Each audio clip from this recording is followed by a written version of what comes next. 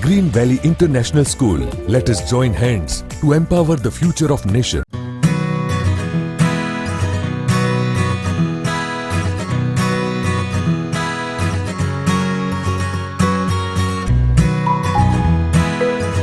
Namaste students. I hope all of you are fine and taking good care of yourself.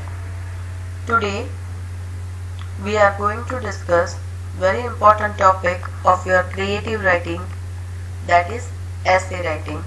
आज हम essay writing को discuss करेंगे. So let us begin.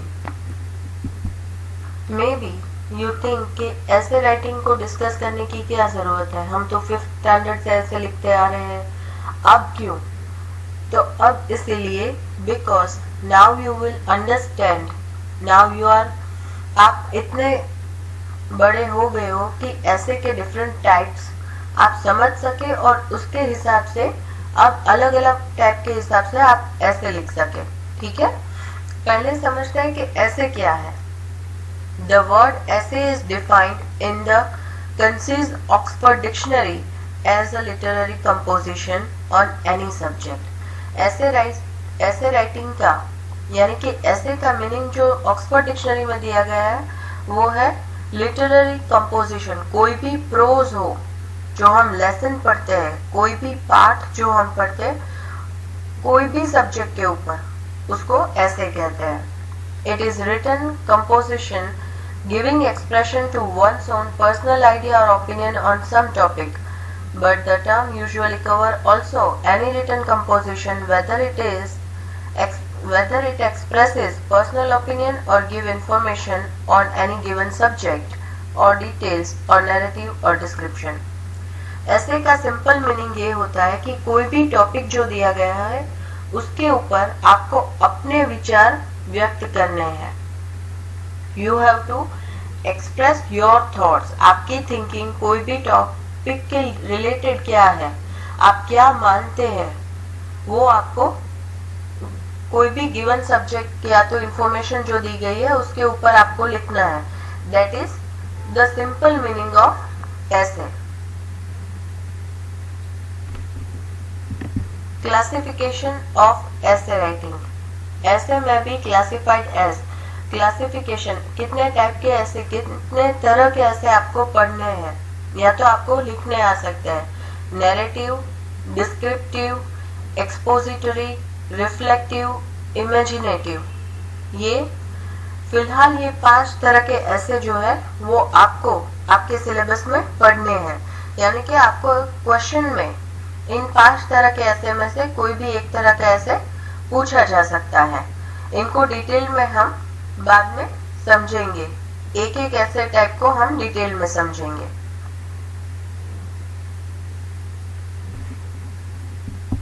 How to right N ऐसे. ऐसे निबंध को किस तरह से लिखना है.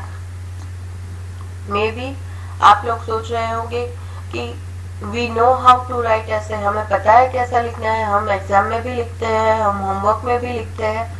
लेकिन now you will understand each and every single part of ऐसे राइटिंग. ऐसे के क्या क्या कैरेक्टरिस्टिक्स है उनको हम डिटेल में समझेंगे और उसके बाद हम ऐसे की प्रैक्टिस करेंगे लिखने की. कैरेक्टरिस्टिक्स ऑफ ऐसे राइटिंग. ऐसे राइटिंग के इंपॉर्टेंट कैरेक्टरिस्टिक्स, फीचर्स क्या क्या है.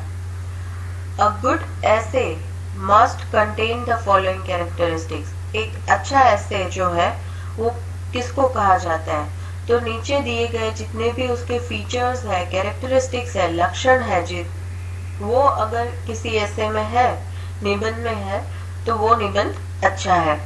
पहला unity, order, brevity, style and personal touch. ये 5 चीजें अगर कोई भी ऐसे में दी गई है तो वो ऐसे अच्छा है. एन ऐसे must be a unity treating in an orderly manner of one subject.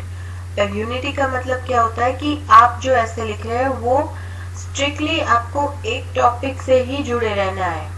ऐसा नहीं कि आपने शुरू कोई एक टॉपिक से किया लेकिन जब आप उसका डिस्कशन करते हैं सेकेंड पैराग्राफ या तो थर्ड पैराग्राफ में, आप किसी और टॉपिक के ऊपर ज्यादा प्रेशराइज करते हैं। ऐसा नहीं होना चाहिए।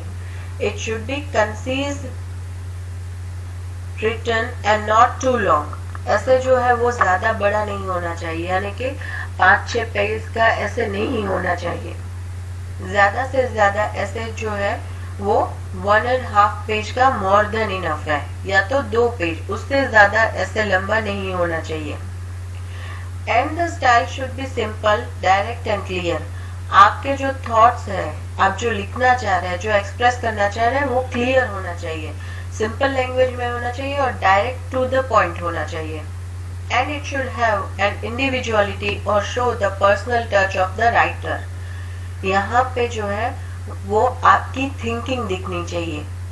You have to express yourself. कोई भी नेट पर से उठा लिया ऐसे हो या तो इस तरह से नहीं, आपको जो लगता है टॉपिक के रिलेटेड वो उसमें दिखना चाहिए। मे बी आपने कोई रेफरेंस लिया हो या तो मदद ली हो किसी ऐसे की, but there should be a style of your own. आपकी अपनी एक स्टाइल होनी चाहिए लिखने की, उसमें ही ऐसे लिखा होना चाहिए। स्ट्रक्चर ऑफ एन ऐसे। ऐसे का स्ट्रक्चर देखते हैं।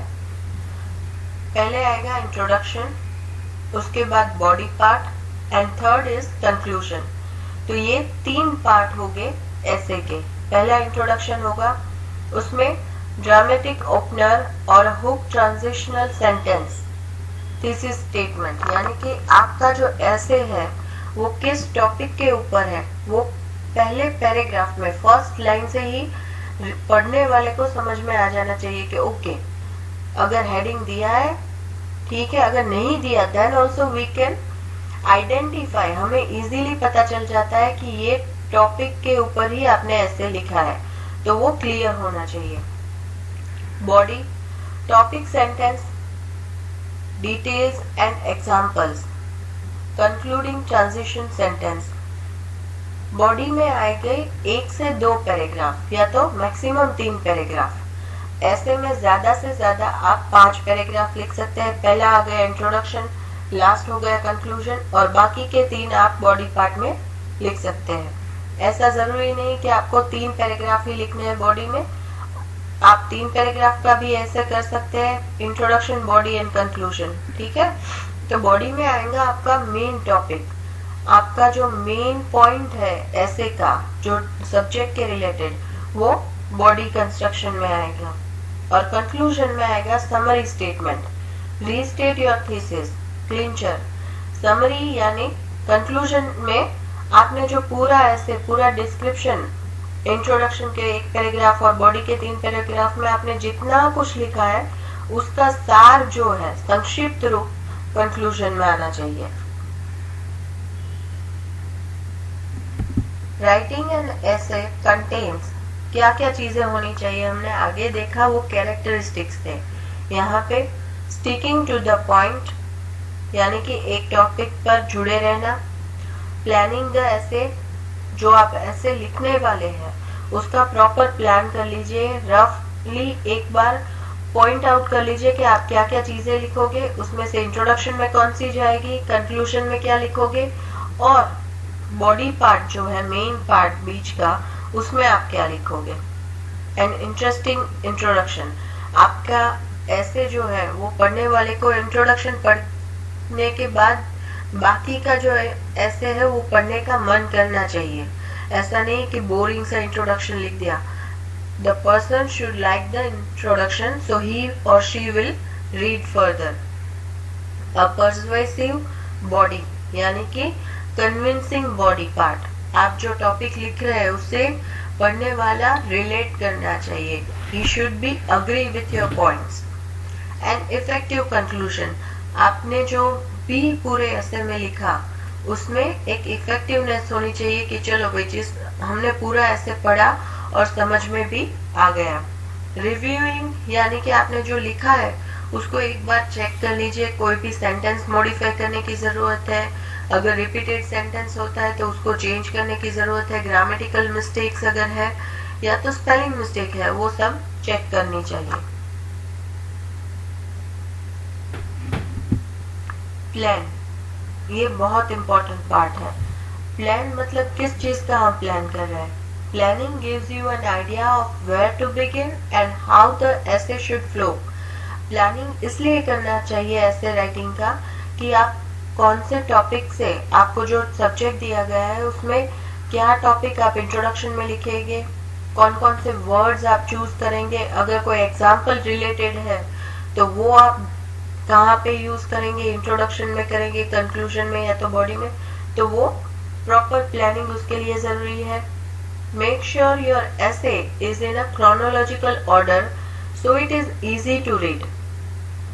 अब आपने इंट्रोडक्शन शुरू कर दिया, लेकिन द सेंटेंस कंस्ट्रक्शन जो आप बना रहे हैं, सेंटेंसेस जो आप लिख रहे हैं, वो प्रॉपर ऑर्डर में नहीं है। यानी कि आपने एक पॉइंट शुरू किया लेकिन उसके बाद आपने वो प्रॉपरली खत्म नहीं किया और सीधे दूसरे पॉइंट पे आ गए।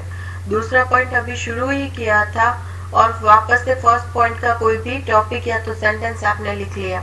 इस तरह से नहीं, प्रॉपरली एक जो टॉपिक आपने शुरू किया है, एक पॉइंट आप लिख रहे हैं कोई ऐसे सब्जेक्ट के रिलेटेड, वो आप पूरा खत्म कीजिए और उसके बाद नया शुरू कीजिए। Gather facts and put them under the headings they belong. आपने जो आइडियाज कलेक्ट किए हैं, आपने जो सोचा है मन में कि मैं ये चीज लिखूंगा, मैं ये एग्जाम्पल लिखूंगा, उसको प्रॉपर हेडिंग में इंट्रोडक्शन करके, इंट्रोडक्शन में मैं ये लिखूंगा, इसका छोटा सा एक टॉपिक बना के आप लिख लीजिए ताकि आपको याद रहे जब फाइनल ऐसे आप लिख रहे हो तो। Bullet point ideas will make writing the ऐसे इजियर। या तो फिर आप ऐसा कर सकते हैं कि आप जो भी पॉइंट्स आपको याद आते हैं सब्जेक्ट देखकर, फॉर एग्जाम्पल आपको ऐसे लिखना है कि माई इंस्पिरेशन इन लाइफ, मेरी प्रेरणादायी व्यक्ति, तो उसके रिलेटेड आपको टॉपिक याद, जैसे ही आपने पढ़ा आपको कई सारे पॉइंट्स याद आ गए, तो उनको बुलेट पॉइंट्स यानी कि एरो करके या तो नंबर देके लिख लीजिए ताकि ऐसे लिखने में आपको इजी रहे। Before you begin writing the essay, make sure your plan is in order so you won't miss out anything to write in the essay। और आपने जो प्लान किया है कि चलो मैंने सारे पॉइंट्स लिख लिए, कलेक्टिव जो मुझे याद आ रहा था कि ये सारी चीजें, ये सारे एग्जाम्पल मुझे ऐसे में लिख ले, वो आपने प्रॉपरली लिखे है ताकि जब आप ऐसे लिखना शुरू करें तो कोई भी पॉइंट जो है वो मिस ना हो जाए। अब पहला पॉइंट आएगा स्ट्रक्चर का, introduction to the essay. Introduction कैसे लिखते हैं? Topic and purpose of the essay, indicates structure of the essay, seizes interest and makes reader want to read on. Forecasting if the essay is about. Conflict, how do you aim to resolve it and challenge, argue, a belief और a stereotype. ये सारे point हम एक एक करके देखते हैं। पहला आएगा टॉपिक और ऐसे लिखने का सब्जेक्ट जो है और उसका रीजन क्या है। कई बार हमने ऐसे टॉपिक देखे हैं, for example benefits of science, science के लाभ, तो उसका जो रीजन है वो ये है कि आप उसके पीछे ये बता सके कि हमें क्या क्या बेनिफिट्स या तो लाभ होते हैं साइंस की वजह से, साइंस के डेवलपमेंट की वजह से। इंडिकेट द स्ट्रक्चर, आप स्ट्रक्चर क्या यूज करेंगे वो समझ में आ जाएगा। आप सपोर्ट करते हैं कोई आर्ग्यूमेंट को या अपोज करते हैं। फॉर एग्जाम्पल अगर ऐसा है कि न्यूक्लियर फैमिली या तो joint family, which one is better, तो जॉइंट फैमिली में रहना बेटर है कि न्यूक्लियर फैमिली में। आपके इंट्रोडक्शन से ही पता चलेगा कि आप जॉइंट फैमिली की तरफदारी कर रहे हैं या तो न्यूक्लियर फैमिली की, तो ये पहले से हमें पता चल जाता है। रीडर को आगे पढ़ने का मन हो, इस तरह का इंट्रोडक्शन होना चाहिए। Forecasting if the essay is about, हमें पहली लाइन या तो पहले एक दो सेंटेंस से ही पता चल जाए कि ये जो पूरा ऐसे है वो किस चीज के रिलेटेड है, कौन सी चीज के बारे में है। Conflict, how do you aim to resolve, और अगर कोई आर्ग्यूमेंटेटिव ऐसे है तो आप उसको किस तरह से रिसॉल्व करते हैं। यानी कि अगर कोई ऐसा टॉपिक आपको दिया जाए कि mobile, over use of mobile, in today's generation, आज की जनरेशन में मोबाइल के जो ओवर यूज होते हैं, तो हम ये प्रॉब्लम को किस तरह से सॉल्व कर सकते हैं उसका भी सॉल्यूशन आपको देना रहता है। चैलेंज क्या रहता है कि आप जो टॉपिक दिया है उसको आप बिलीव करते हैं, आप बिलीव करते हैं, उसको सपोर्ट करते हैं या तो ऑपोज करते हैं। So this is your introduction is all about. Introduction indicate whether your essay will be interesting और बोरिंग। आपके इंट्रोडक्शन से ही पता चलता है कि एसे आपका जो है वो इंटरेस्टिंग होगा या बोरिंग होगा। स्ट्रक्चर का सेकेंड पार्ट होगा body of the essay. Body यानी कि मेन पार्ट एसे का। Make sense, logical, persuasive, facts and language. Make sense यानी कि आपने जो टॉपिक आपको दिया गया है आप उसी के रिलेटेड लिख रहे हो और सामने वाले को यानी कि पढ़ने वाले को वो समझ में भी आना चाहिए। लॉजिकल होना चाहिए, ऐसे नहीं कि आपको कोई भी टॉपिक दिया है और आप जस्ट वही वर्ड बार बार यूज करके सिर्फ सेंटेंस बढ़ा रहे हो। नहीं, प्रॉपरली आपने जो इंट्रोडक्शन खत्म किया है उसके बाद का ही पॉइंट आप लिखेंगे। इंट्रोडक्शन को ही वापस से और सेंटेंसेस चेंज करके नहीं लिखेंगे। और लैंग्वेज और फैक्ट्स ऐसे होने चाहिए कि सामने वाले को बिलीव हो उसमें। नो वॉफलिंग, आप टॉपिक से नहीं भटक सकते। यानी कि अगर आपको ऐसा टॉपिक दिया है कि माय फेवरेट लीडर और आपने लीडर के तौर पर गांधी जी को चूज किया है तो उसकी लीडरशिप क्वालिटी ही आपको दिखानी है। आप फिर हिस्ट्री में जाके गांधी जी ने क्या क्या किया, किस तरह से आजादी दिलवाई, वो चीज आप नहीं लिख सकते। आपको टॉपिक के रिलेटेड लीडरशिप की क्वालिटीज गांधी जी की आपको क्या क्या पसंद है वही लिखना रहेगा। रिपीटेशन पॉइंट्स भी आप नहीं कर सकते, एक ही पॉइंट को बार बार अलग अलग सेंटेंस में फ्रेम करके रिपीट नहीं कर सकते। Facts to backup your idea, और आप कोई भी एग्जांपल दे सकते हैं जिससे आपके जो आइडियाज है, थॉट्स हो, उसको सपोर्ट मिले। तो आपको क्या याद रखना है बॉडी में? आपको याद रखना है point of paragraph, explanation of point, examples, relevance कि आप ये क्यों कहना चाहते हैं, आप क्यों मानते हैं जो आपने आर्ग्यूमेंट दिए हैं, आपने जो थिंकिंग अपनी एक्सप्रेस की है वो आप क्यों मानते हैं। और नेक्स्ट पैराग्राफ जो आप बॉडी का या तो कंक्लूजन का करेंगे वो ऊपर वाले पैराग्राफ से यानी कि अगले पैराग्राफ से रिलेटेड होना चाहिए।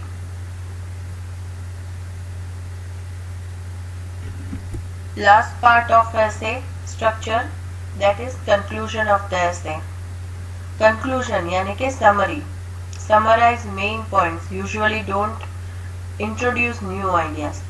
Conclusion में आप ऐसा नहीं कर सकते कि कोई भी पॉइंट, चलो मैं ये पॉइंट भूल गया था लिखना इसलिए मैं कंक्लूजन में लिख देता हूँ। नहीं, कंक्लूजन में आप सिर्फ यही लिखेगी कि जो आपने ऊपर के 3 या 4 पैराग्राफ में लिखा है उसको समराइज करके उसका सार या तो संक्षिप्त रूप में आप लिखेंगे। Make sure the audience understands the main point of the essay. और ऑडियंस को यानी कि पढ़ने वाले को आपका जो मेन टॉपिक था वो समझ में आना चाहिए। Recommend, answer, reaffirm, reflect, echo, clarify, emphasize, effective and powerful. ये सारी चीजें आपके कंक्लूजन में होनी चाहिए। आपका कंक्लूजन कैसा होना चाहिए? तो एक आंसर होना चाहिए। अगर कोई आर्ग्यूमेंटेटिव ऐसे है तो उसमें सॉल्यूशन होना चाहिए और जो सॉल्यूशन आपने बताया था बॉडी पार्ट में उसको रीअफर्म करना होगा, कंफर्म करना होगा कंक्लूजन में। रिफ्लेक्ट करने होंगे आपके थॉट्स जो आपने आगे के पैराग्राफ में बताए उसको रिफ्लेक्ट करना होगा, क्लैरिफाई करना होगा। अगर कहीं पे भी कंफ्यूजन के कोई भी चांसेस है then you have to clarify it and make it more effective. A moral passed on and a lesson learn from your essay, यानी कि जैसे हम मोरल स्टोरीज में लास्ट के 2-3 लाइन जो होती है वो मोरल होता है कि आपने क्या सीखा स्टोरी में से, उसी तरह से आपको मोरल लिखना होता है ऐसे में। अगर टॉपिक में उस कोई मोरल के चांसेस है तो, और एक प्रॉपर क्लोजर होना चाहिए ऐसे का। आप ऐसे ही सेंटेंस को शुरू किया और खत्म कर दिया और बस ऐसे खत्म हो गया, इस तरह से ऐसे नहीं लिख सकते। अब लास्ट में पूरा ऐसे तीनों स्ट्रक्चर के तीनों पार्ट लिखने के बाद आपको क्या करना है, आपको पूरा ऐसे वापस से रिव्यू करना है, आपको वापस से पढ़ना है। इंट्रोडक्शन में पहले देखो कि आपका जो पर्पस है ऐसे का वो कम फुलफिल हुआ या नहीं, कंप्लीट हुआ या नहीं। बॉडी पार्ट जो है, स्ट्रक्चर जो है उसमें कॉरेंस है या नहीं, यानी कि एक टॉपिक खत्म हुआ उसके रिलेटेड ही आपने दूसरा पैराग्राफ शुरू किया है। कंक्लूजन, जैसे कि मैंने बताया कि एक क्लैरिफिकेशन और कंफर्मेशन होना चाहिए। Remove rewrite parts to create a sense of unity and completeness to the essay. आप अगर कोई चीज बार बार रिपीट हो रही है तो उसको रिमूव भी कर सकते हैं, या तो आप कोई पॉइंट बीच में भूल गए तो वो ऐड कर सकते हैं, या तो फिर कोई स्पेलिंग मिस्टेक्स है तो वो आप क्लियर कर सकते हैं। प्रूफ रीड अगेन, कोई ग्रामेटिकल मिस्टेक है, फुल स्टॉप करना भूल गए, कॉमा करना भूल गए, वो आप वापस से कर सकते हैं। अप्रोप्रिएट लेंथ, जैसे कि मैंने बताया कि 5-6 पेज का ऐसे नहीं होता, ऐसे जो है वो मैक्सिमम 5 पैराग्राफ का होता है, उससे ज्यादा आप नहीं लिख सकते। Keep rereading the essay, make it masterpiece. और 1 या 2 बार जितना आपके पास टाइम है उसके हिसाब से आप बार बार ऐसे को पढ़िए, और उसमें अगर कोई चेंजेस करने की रिक्वायरमेंट है तो वो आप कर दीजिए।